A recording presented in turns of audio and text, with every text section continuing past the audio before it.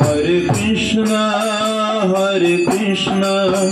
Krishna Krishna, Hare Hare, Hare Rama, Rama Rama, Hare Hare, Hare Krishna, Krishna Krishna, Hare Hare, Hare Rama, Rama Rama, Hare Hare.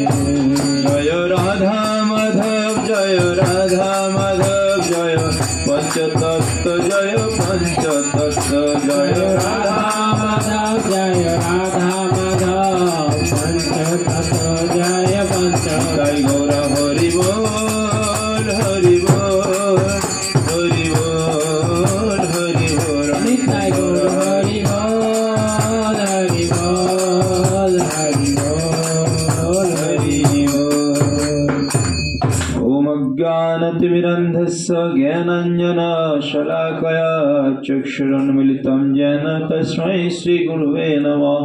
Shri Chaitanya Manabhistam Stapitam Jena Bhutale Swayam Rupa Kadamayam Dadati Sapadantikam. Namo Vishnupadaya Krishna Prishtaya Bhutale Srimati Bhakti Vedanta Swami Niti Namine. Namaste Saraswati Deve Gauravani Pracharine Nirvishesha Shunyavadi Paschat Deshatarine Vancha Kalpaturvasya Kripa Sindhubhaiva Cha Patitanang Pavanebhyo Vaishnavebhyo Namo Namo. Namo Mahavadanyaya Krishna Prema Pradayate Krishnaya Krishna Chaitanya Namne Gauratise Namah. Panchatattvatmakam Krishnam Bhaktarupa Sarupakam Bhaktavataram Bhaktakham Namami Bhakta Shaktikam. He Krishna Karuna Sindhu Dinabandhu Jagatpate Gopesha Gopika Kanta Radha Kanta Namostute. Tapta Kanchana Gaurangi Radhe Vrindavaneshwari Vrishabhanu Shruti Devi Pranamami Haripriye. Om Vrindaye Tulasi Devaye Priyaye Keshavascha Vishnu Bhakti Prade Devi Sattavate Namo Namo. Jaya Sri Krishna Chaitanya Prabhu Nityananda Shri Advaita Gadadhar Sivasadi Shri Gauru Bhaktavrinda. Hare Krishna, Krishna Krishna, Hare Hare, Hare Rama, Rama Rama, Hare Hare. Hare Krishna, Krishna Krishna, Hare Hare, Hare Rama, Rama Rama, Hare Hare. Hare Krishna, Krishna Krishna, Hare Hare, Hare Rama, Rama Rama, Hare Hare. Om Namo Bhagavate Vasudevaya. Om Namo Bhagavate Vasudevaya. Om Namo Bhagavate Vasudevaya.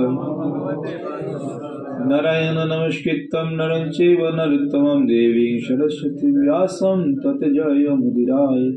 Nashtaprayeshu avadreshu Nityam Bhagavata Sevaya Bhagavata Uttama Sloke Bhaktir Bhavate Naistaki Mukam Karoti Vachalam Pangam Langheti Girim Jat Kipatamaham Vande Shri Gurudinatarinam Hari Om Tat Sat. Hare Krishna. তো আপনারা যে কৃপা করে এসেছেন এই জন্য আমি সকলকে আবারও গৃহকর্তার পক্ষ থেকে প্রণাম জানাচ্ছি, স্বাগত জানাচ্ছি। আমরা 20 মিনিট ভাগবত কথা শ্রবণ করব, যেহেতু আজকে অলরেডি 9:30 বাজে। তো আমরা দেখি যারা বৃন্দাবনে বাস করেন তারা ভগবত ভক্তি খুব সহজেই করেন। যারা মায়াপুরে জন্ম হয়েছে অথবা যাদের পুরীতে জন্ম, তারা কি জন্মসূত্রেই কৃষ্ণ ভাবনা অমৃত, রাধে রাধে, হরে কৃষ্ণ আদি তারা জানেন। কিন্তু আমাদের জন্ম কোথায়? মায়াপুরে? বৃন্দাবনে কি না? আমাদের জন্ম কোথায়? থানুপাড়া, ভাটিবাড়ি, ধলপল, তুফানগঞ্জ, আলিপুর, কোচবিহার, তাই তো? কিন্তু দেখুন আমরা রয়েছি ধামের থেকে অনেক দূরে, তাহলে আমরা ভগবত ভক্তি কি করে করব? আমাদের জন্ম মায়াপুরে নয়, নবদ্বীপেও নয়, অথবা বৃন্দাবন, পুরী, কোথাও না। আমরা পাণ্ডব বর্জিত এলাকা, ধামে বাস করি না। তাহলে আমরা কৃষ্ণ ভাবনা অমৃত কিভাবে গ্রহণ করব?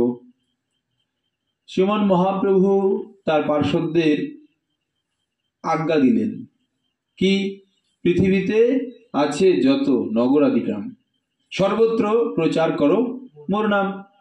মহাপ্রভুর সমস্ত পার্শ্বদবর্গ তারা কি করলেন, প্রতি ঘরে ঘরে গিয়া করো এই ভিক্ষা, বলো কৃষ্ণ ভজ কৃষ্ণ, করো কৃষ্ণ শিক্ষা। যে প্রতি ঘরে ঘরে গিয়া মহাপ্রভুর পার্শ্বদরা কি করলেন, এই ভিক্ষা করলেন যে আপনারা কৃপাপূর্বক দয়া করে ভগবানের নাম কীর্তন করুন।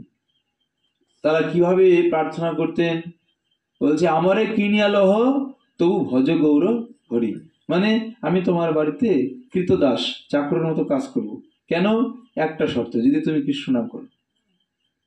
প্রচার করতেন তারা। তৃণাদপি শুনিচেন তরোরপি সহিষ্ণু না, অমানিনা মানদিন কীর্তনেও সদা হরি। বলছে দন্তে তৃণধরি, কি আগের লাইনটা, হ্যাঁ, এত বলি নিত্যানন্দ ভূমে গড়ি যায়, সোনারও পর্বত যেন তুলাতে লোটায়। তার আগের লাইনটা হচ্ছে হ্যাঁ দন্তের তৃণধরি, তার আগের কথা মনে পড়ছে না। দন্তের তৃণধরি মানে তৃণ কোথায়, মাটিতে, দাঁত কোথায়, এতটা উচ্চতে। দন্তের তৃণধরি মানে সাষ্টাঙ্গে যখন আমরা প্রণাম করি তখন আমাদের মুখ কোথায় থাকে, মাথা কোথায় থাকে, নিচে থাকে। তাইলে বলছে তৃণাদপি শুনিছেন, ঘাসের মতো নত হয়ে তরুরূপী সহিষ্ণু না, গাছের মতো সহ্যশালী হবে যারা প্রচারক ভক্ত। তারা নিত্যানন্দ প্রভু বলছে দণ্ডবোধ প্রণাম করে, দন্তের তৃণ ধরি আমি প্রণাম আপনাকে বলছি, আপনার কাছে কৃপা ভিক্ষা করছি যে আপনি দয়া করে ভগবানের নাম কীর্তন করুন। মহাপ্রভুর সমস্ত পার্শ্বদবর্গ তারা কি করলেন, সারা পৃথিবী জুড়ে যে সমস্ত মানুষরা ভগবত ভক্তি সম্পর্কে জানে না, শ্রীকৃষ্ণ সম্পর্কে জানে না, তাদের কাছে ভগবানকে, ভগবানের বাণীকে পৌঁছে দিলেন। এই জন্য আমরা বাড়িতে থেকেও ভগবত ভক্তি করতে পারছি। ধামে বাস না হোক, তাতে কি হয়েছে, মহাপ্রভুর যে সমস্ত মহান মহান পার্শ্বদবর্গ, স্বরূপ গোস্বামীগণ, কৃষ্ণদাস কবিরাজ গোস্বামী, পরবর্তী সময়ে যদি আমরা দেখি আরো রয়েছে, আমি 2-4 জনের কথা বলছি। ভক্তি সিদ্ধান্ত সরস্বতী গোস্বামী ঠাকুর প্রভুপাদ, যাকে সিংহগুরু বলা হয়, 64 গৌড়ীয় মঠের প্রতিষ্ঠাতা আচার্য, বৃন্দাবনের সমস্ত মহারাজ, বিভিন্ন সম্প্রদায়ের ভগবত ভক্তরা, পুরীধামে জগন্নাথের সেবকরা, সারা পৃথিবী জুড়ে, এবং পরবর্তীতে শিল প্রভুপাদ কি করলেন, সারা পৃথিবী জুড়ে ভগবানকে নিয়ে গেলেন। ভগবান জগন্নাথ দেব আগে পুরীতে খিচুড়ি খেতেন, আর এখন pizza, pasta, burger, momo, chowmein সব খায়। কেন, জগন্নাথ দেব শুধু পুরীতে নেই, এখন আমেরিকাতে আছে কিনা, সেখানেও তারা ভালো মন্দ বানাচ্ছে, ভগবানকে দিয়ে খাচ্ছে। তাহলে সারা পৃথিবীর মানুষ বলছে যখন বন্যা হয় তখন খালা, ডোবা, সমস্ত জল একাকার হয়ে যায়। মহাপ্রভুর আন্দোলন হচ্ছে কি, কৃষ্ণ ভাবনামৃত আন্দোলন, কৃষ্ণ ভাবনার বন্যা, প্রেমের বন্যা লইয়া নিতাই আইল গৌর দেশে, ভাসিল ডুবিল ভক্তগণ দিনহীন ভাসে। যে নিত্যানন্দ প্রভু বা মহাপ্রভুর কৃপাতে তিনি কি করলেন, কলিহত বদ্ধচিত্তের জন্য কৃষ্ণ ভাবনামৃত আন্দোলন দিলেন। হরে কৃষ্ণ করো, নাচো গাও, প্রসাদ খাও, ভগবত ধামে যাও, এই আন্দোলন দিলেন। কৃষ্ণ নামে সমস্ত কিছু হয়।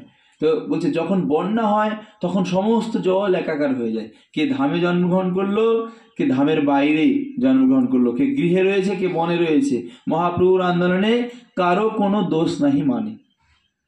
তিনি বর্ণাশ্রম মানছেন না, কিঞ্চন অকিঞ্চন মানে ধনী দরিদ্র মানছেন না, কোন রকম জাতপাত ক্লাসিফিকেশন নেই মহাপ্রভুর কাছে। এমনকি মুসলমান তারাও যদি ভগবানের নাম করে, ভগবত আরাধনা করে, তারাও ভগবানের শুদ্ধ ভগবত ভক্ত হতে পারে। যদি তাহলে আমরা এখানে রয়েছি, কিভাবে ভগবত ভক্তি লাভ করতে পারি? এই জন্য সাধু সঙ্গ সবচাইতে গুরুত্বপূর্ণ। স্কুল কলেজে আমরা এই শিক্ষাগুলো পাচ্ছি না, ভগবান কি আমরা পাই না, ভগবানের সাথে আমাদের কি সম্পর্ক, মৃত্যু কি, জন্ম কি, মৃত্যুর পরে আমরা কোথায় যাব, এখানে কি সবকিছু শেষ? শ্রীকৃষ্ণ কি ভিসুয়াল, তাকে কি দেখা যায় নাকি দেখা যায় না? আমরা দেখি নির্বিশেষবাদীরা তারা বলেন যে ভগবানকে দেখা যায় না। অনেক সম্প্রদায় রয়েছেন আমাদের মুসলমান ভাইরা, তারা বলেন ভগবান আল্লাহ নিরাকার, কিন্তু নয়। ব্রহ্মসংহিতাতে ভগবান বলছেন আনন্দ চিন্ময় সদুজ্জ্বল বিগ্রহস্য, ভগবানের যে বিগ্রহ তার যে রূপ, আনন্দ চিন্ময় সদ উজ্জ্বল বিগ্রহস্য গোবিন্দ আদি পুরুষম তমহং ভজামি, অঙ্গানি যস্য সকলেন্দ্র বৃত্তিমন্তী পশ্যন্তি পান্তি কলয়ন্তি চিরং জগন্তি। ভগবানের রূপের বর্ণনা রয়েছে। আমরা যেই রূপ দেখছি, দ্বিভুজ শ্যাম সুন্দর মুরলীধর, এটা শ্রীকৃষ্ণের দিব্য রূপ, এটা তার আদি রূপ। তিনি কখনো প্রকটিত হন, তার বিভিন্ন সময় বিভিন্ন অবতার। কখনো তিনি উগ্রম বীরম মহাবিষ্ণুম জ্বলন্তম সর্বতোমুখম নৃসিংহ রূপে আবির্ভূত হন, কখনো গৌরাঙ্গ মহাপ্রভুর মতো করুণার অবতার রূপে তিনি আবির্ভূত হন, কখনো শ্রী রামচন্দ্র রূপে আবির্ভূত হন। কিন্তু ভগবান, তাকে দর্শন করা যায়। সর্বশক্তিমান কথার অর্থ তিনি দৃশ্যমান, তাকে দেখা যেতে পারে, তিনি অদৃশ্য হতে পারেন, তিনি খায় ঘুমায়, সর্বশক্তি, সমস্ত শক্তি যার মধ্যে বিরাজমান, সর্বশক্তিমান। তাহলে আল্লাহ বা ঈশ্বর নিরাকার নয়, এই কথাটা ভুল। ঈশ্বরকে দেখা যায় না, তার মানে সে কি সর্বশক্তিমান হতে পারে? সম্ভব যে ঈশ্বরের ক্ষমতা নাই নিজেকে প্রকাশ করার, মানে দেখানোর তার? না, এটা ভুল তত্ত্ব। ঈশ্বর দৃশ্যমান। শ্রীল প্রভুপাদ পাশ্চাত্য দেশে গিয়ে তিনি তার শিষ্যদের বলেছিলেন যে ভগবানের ছবি আঁকতে। আর পাশ্চাত্য দেশের নব ভক্ত যারা, তারা প্রভুপাদের বর্ণনা শুনে তারা ছবি আঁকতেন। এবং যখন প্রভুপাদকে দেখাতেন, আমাদের যে সমস্ত বইয়ে ভাগবতের যে প্রিন্টগুলো আছে, এগুলো সব বিদেশি ভক্তদের আঁকা। শিল প্রভুপাদ বলছেন যে এত সুন্দর ছবি তারা আঁকছেন কি করে, যারা কোনোদিন ভগবানকে দেখে নাই, যারা শ্রীকৃষ্ণের, বলছে শ্রীকৃষ্ণ তো বুঝলাম, এর সাথে মেয়েটাকে শ্রীমতী রাধারানীর সম্পর্কে তাদের আইডিয়াই নাই। ভগবান, তারা কি করে এত সুন্দর ছবি রচনা করতে পারে? শিল প্রভুপাদ বর্ণনা দিচ্ছেন, তারা শুনে শুনে, এখন যেমন কয়েদি ধরার জন্য, ক্রিমিনাল ধরার জন্য স্কেচ তৈরি করা হয়, প্রভুপাদ বর্ণনা করছেন ভগবান এইরকম, ভগবান এইরকম, তিনি দর্শন করছেন বলছেন, আর তারা হুবহু সেটা দিলেন। আর প্রভুপাদ দেখে অবভূত, তার চোখ দিয়ে জল বেরিয়ে যাচ্ছে যে কি করে, যে এইটাই ভগবানের রূপ। আমরা ছবিতে যে যা দেখছি, দেখুন ভগবান তিনটি রূপে প্রকাশ হন। কি কি বলছে? স্বয়ং ভগবান, দ্বিতীয় নাম রূপে আবির্ভূত হন, তৃতীয় বিগ্রহ রূপে। যদি আমি বলি সন্দীপন প্রভু হাতটা তোলেন, কেন সন্দীপন প্রভু একা তুলল? কারণ আমি নাম ধরে তাকে বললাম। নাম ব্যক্তিকে বা নাম নামীকে নির্দেশ করে, তেমনি ভগবান স্বয়ং এবং তার নাম কোনো পার্থক্য নেই। আবার কি তার বিগ্রহ, যেমন উদাহরণস্বরূপ যদি আমরা বলি, যদি আমরা রাস্তায় আমাদের ন্যাশনাল ফ্ল্যাগ পরে থাকতে দেখি, জাতীয় পতাকা, আমাদের লাগে কিনা? আমরা তুলে নিই, প্রণাম না করলেও তাকে একটা প্রণাম করি বা রেসপেক্ট করি, যত্ন সহকারে নির্দিষ্ট জায়গায় রাখি। কেন? যদি আমরা ধরি এটা তো সাধারণ একটা কাপড়, আমরা কারোর একটা ড্রেস পরে থাকলে আমরা কি তুলে দিব? যত দামি ড্রেস হোক নিব না। কিন্তু ফ্ল্যাগ যদি থাকে, বা শ্রীল প্রভুপাদ উদাহরণ দিয়েছিলেন একটা জায়গাতে, বলছে আপনার বাবার ছবিতে আমি যদি থুতু মারি আপনার কেমন লাগবে? উদাহরণ। বা কারোর পিতামাতার ছবিতে বা কোনো সম্মানীয় ব্যক্তিকে যদি তার প্রতিকৃতিতে আঘাত করা হয়, তখন লাগে কিনা? স্বাভাবিক। তাহলে কেন? জাগতিক বিষয়ে যদি এটা থাকে, তাহলে ভগবান এর যে বিগ্রহ, যা 5টি বস্তু দ্বারা নির্মিত হতে পারে, মৃন্ময়ী মাটির বিগ্রহ হয়, দারু ব্রহ্ম মানে কাঠের বিগ্রহ হয়, পাথর হতে পারে, তারপর ধাতু লোহা এই সমস্ত হতে পারে, আবার চিত্রপট বা আলেখ্য হতে পারে। এই 5 ভাবে ভগবান নিজেকে বিগ্রহ রূপে প্রকাশ করেন, যাতে ভগবত ভক্তরা, আমাদের মতো সাধারণ মানুষরা সাকার ব্রহ্মের বা ভগবানের সরাসরি রূপ দর্শন করে, তাকে ভোগ নিবেদন করে, তার অর্চন করে, তার সাথে ভাব বিনিময় করতে পারে। আর এই বিগ্রহ, অনেকেই বিগ্রহ মূর্তি পূজা বন্ধ করেছিলেন, সেই মূর্তি পূজা, এই ভগবত বিগ্রহ পূজা কিন্তু সেটা নয়, এটা সম্পূর্ণ আলাদা। আমরা দেখি যে ভগবানের যে বিগ্রহ, আলালনাথের কথা আমরা জানি, গোপীনাথ বিগ্রহের কথা জানি, আমাদের মায়াপুর নৃসিংহ, সমস্ত বিগ্রহ তার ভক্তদের সাথে কত লীলাবিলাস করেছিলেন, সেই সমস্ত হাজার হাজার ভুরি ভুরি উদাহরণ রয়েছে। সেই জন্য ভগবানের যে বিগ্রহ, এটা মূর্তি পূজা নয়, যেটাকে অনেকে বন্ধ করেছিলেন। এটা মূর্তি পূজা নয়। এই জন্য আমরা যদি গৃহে থেকে ভালো করে সাধুসঙ্গ করি, ভগবানের রূপ দর্শন করি, ভগবানের নাম কীর্তন করি, তাহলে কি করা যাবে না? গৃহে থেকেও তারা ধামে থেকে যা করছেন আমরা গৃহে থেকেও সেইভাবে ভগবত ভক্তি করতে পারি। এই জন্য আমাদের, আপনারা জানেন, পুরনো ভক্তই বেশিরভাগ এখানে কি আলোচনা করব, যে ভগবানের সবচাইতে প্রেমময় অবতার তিনি হচ্ছেন শ্রীমান মহাপ্রভু। আগামী 25শে মার্চ মহাপ্রভুর শুভ আবির্ভাব তিথি। আবির্ভাব মানে ভগবদ গীতা একটা শ্লোক রয়েছে, মোটামুটি কত নবম অধ্যায়ের দিকে সম্ভবত, জন্ম কর্ম চ মে দিব্যম এবং যো ব্যক্তি তত্ত্বত তেক্তা দেহম পুনর্জন্ম নৈতি মামেতি সো অর্জুন।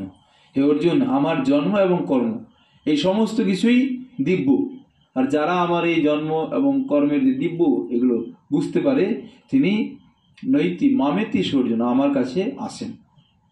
তো ভগবান আবির্ভূত হন, যেমন শাস্ত্রে বর্ণনা করা থাকে যে কখন ভগবান আবির্ভূত হবেন। যেমন এখন আমরা রয়েছি, আমাদের মধ্যে ভগবান সাক্ষাৎ। আমরা কি ভগবানের আবির্ভাবকালে জন্মগ্রহণ করেছি? না। মহাপ্রভু তার লীলা, ভৌমলীলা সঙ্গ করেছেন আজ থেকে প্রায় 500 বছর, 550 বছর আগের ঘটনা। 537 বছর আগে জন্মগ্রহণ করেছিলেন, তো 500-র উপরে। ভগবান শ্রীকৃষ্ণ 5500 বছর হয়ে গেল, সেই সময়ে আমাদের জন্মগ্রহণ হয়নি।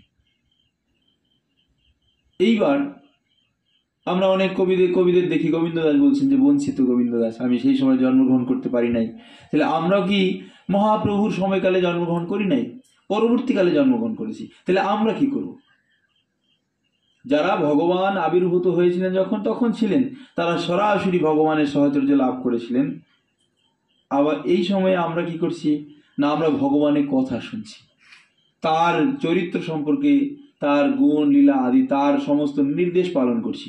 এই জন্য যদি আমরা এই সমস্ত কিছু করি, তখন জন্মগ্রহণ করে যারা মানে মহাপ্রভুর বা শ্রীকৃষ্ণের আবির্ভাবকালে যারা জন্মগ্রহণ করেছিলেন, যারা ছিলেন, তারা যতটা সৌভাগ্যবান, আমরা যদি সেই সমস্ত কথাগুলো পালন করি তবুও আমরা ততটা সৌভাগ্যবান।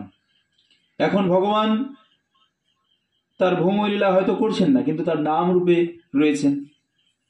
কিন্তু অনেকেই ছিলেন যে ভগবান আবির্ভূত থাকা অবস্থাতেও ভগবানকে মানেন নাই।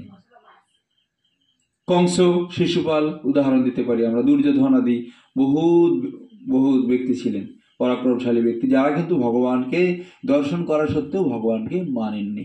তো এই জন্য শাস্ত্রে প্রভুপাদ উদাহরণ দিয়েছেন যে কুয়ার ব্যাঙ কখনো প্রশান্ত মহাসাগরের পরিসীমা মাপতে পারে না। এই জন্য আমাদের যে পন্থা, যে শুনে শুনে ভগবানের কথা, বেদের জ্ঞান শুনে শুনে মনে রাখতে হয়। কে কার থেকে শ্রবণ করবে? এবং পরম্পরা প্রাপ্ত ইমম রাজর্ষি বিদু, যে এবং পরম্পরার মাধ্যমে ভগবানের কথা ভক্তরা শ্রবণ করবে। সেখান থেকে শ্রবণ করতে করতে যার কথা শুনবে তার প্রতি আকর্ষণ জাগবে, তার সেবা পূজার্চনা করে একসময় জীবনের অন্তিমে গিয়ে ভগবানের ধামে গিয়ে তার দর্শন করতে পারবে সাক্ষাৎ। এই জন্য আমাদের কি করা উচিত না, আমাদের যে দুর্লভ মনুষ্য শরীর আমরা পেয়েছি তার সদ্ব্যবহার করা উচিত। আমাদের যে জীবন সীমা, এটা ওই মোবাইলের 100% ডাটার মতো। 50% অ্যালার্ট দেবে, 90% অ্যালার্ট দেবে, পরে 10% কখন অ্যালার্ট দিয়ে দিবে, আর চলবে না। তদ্রূপ আমাদের জীবনও 70, 80, 90 বছর, এটা খুব বেশি সময়ের জীবন নয়। এই জীবনে শুধুমাত্র আমরা খাওয়া দাওয়া, ঘুম, বংশবিস্তার, লাড়ালাপ্পা করে যদি জীবন অতিবাহিত করি, তাহলে বলা হচ্ছে চরমে পরিবে লাজে, চরমে আমরা লজ্জায় পড়বো। দেখুন এই যে প্রভুরা আছে এখন, মানে এত আনন্দ লাগে যে মানুষ বলে আমরা বুড়া বয়সে ভক্তি করব, কিন্তু যারা প্রাজ্ঞ ব্যক্তি তারা কৌমার থেকে আচরণ করে।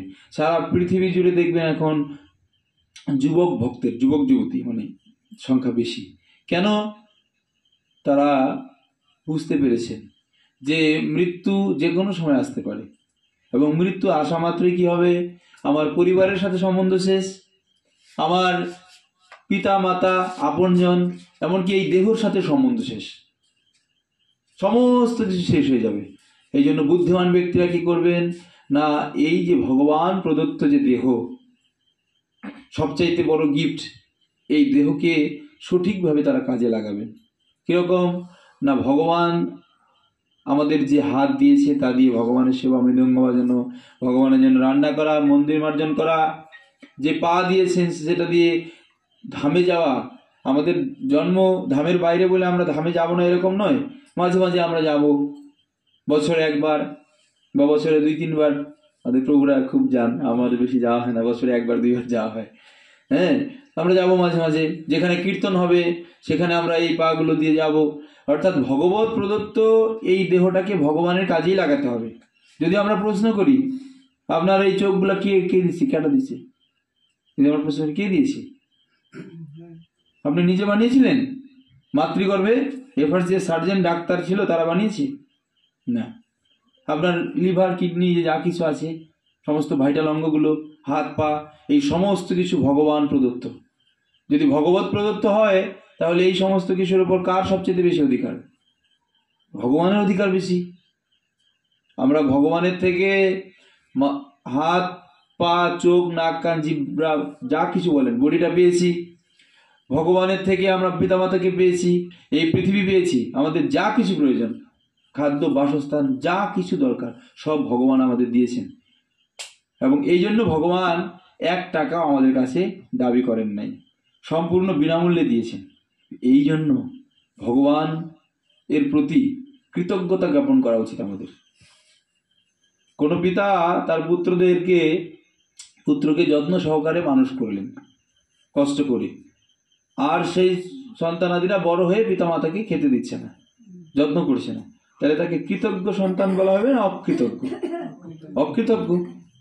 কেমন লাগবে? আমরাই তো অনেক সময় বলি, ইউটিউবে দেখে, ফোনে দেখো পিতামাতাকে এই করে রাস্তায় ফেলে দিয়ে যায়, কত কষ্ট লাগে। হ্যাঁ, তাহলে একটা বার যদি আমরা ভাবি, যেই জল খাচ্ছি, যেই আলো নিচ্ছি, যেই মাটি, এভরিথিং কার দ্বারা দেওয়া? ভগবানের দ্বারা দেওয়া। তাইলে ভগবান আমাদের কাছে কি চান? আমরা তার প্রতি কিভাবে কৃতজ্ঞতা জ্ঞাপন করব? ভগবান ভগবদ্গীতাতে বলেছেন, মন্মনা ভব মদ ভক্ত মদ জাহাজি মাম নমস্কুর, যে তোমরা আমার ভক্ত হও। ভগবান আমাদের কাছে এইটুকু দাবি করেন, মন্মনা ভব। আমরা আমার মনটা এখানে দিই, সেখানে দিই, এই ঠাকুর ওই ঠাকুর, ওই পার্টি ওই পার্টি।